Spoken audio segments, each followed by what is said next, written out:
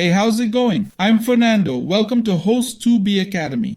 Today, I'll show you how to add a fixed Add to Cart button in Shopify. First, let's access our Shopify dashboard. Once logged in, we'll head to the Shopify App Store. The app's page link is in the description below. Just click it to access. We'll use this GA app here. You'll then go to this page. The app is free to use. Click the Install button. On the Install page, click Install again. A new page will open. On this page, go to the right. It'll ask to add the app to your theme. Click the button. It'll automatically activate the app. Then on the right side, click the Save button. We can go back to the app configuration. Now let's click the Next button. The next page shows data protection info. You can read this if you want, but I'll just click Let's Go. Now we'll set up our Fixed button. Here you can first enter the name, so you can name it whatever you like. It's just to identify this setting. I'll just put any name here. You can use any name you want. Let's click Next. The button config page will open. By default, a bar appears below for setup. On the left, we have button text settings. So what will it say? The default is Add to Cart. You can delete and edit as you wish. Next, it asks what this button does. You can click here to choose where it goes. Cart, checkout, or a specific page via link. Here you can add buttons for the cart and direct checkout if you want. It's up to you.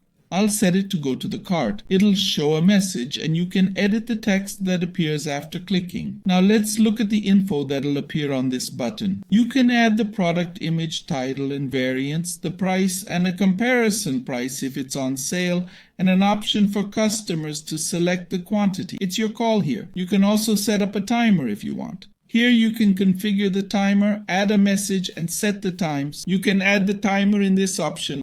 I'll leave it disabled. Next, click the General Settings button below. You can choose the position. It can be at the bottom, top, or just a part of the store in a corner. So you can select the button's position. I'll make it smaller. On the right, choose your preferred setting. Below is where it appears on the page percentage-wise. You don't need to change this. Now let's move to design. Here you can modify the button's design. Click here to see some design options. Some are paid, but you can ignore those. There are 3 free templates to use. I'll select the second template as an example. After that, you can adjust some settings. Add wallpaper, change colors, position and size. You can edit all of these. Edit timer and button information too. All of this can be edited here. I'll keep the default. I'll choose the second option and leave it. Now, after these settings, let's go to the top right and click Next. On the next page, we'll configure where this button will appear. It has some functions you can set up. You can keep it active for all products or set it for specific ones. Here, you can click specific product and select which ones to show. You can choose which products it appears on, allowing different buttons for different items. You can set it to appear in a specific collection. It'll only show in the collection you select for all products there. You can also set it to show only in funnel situations. I'll ignore that for now and keep it active for all products. So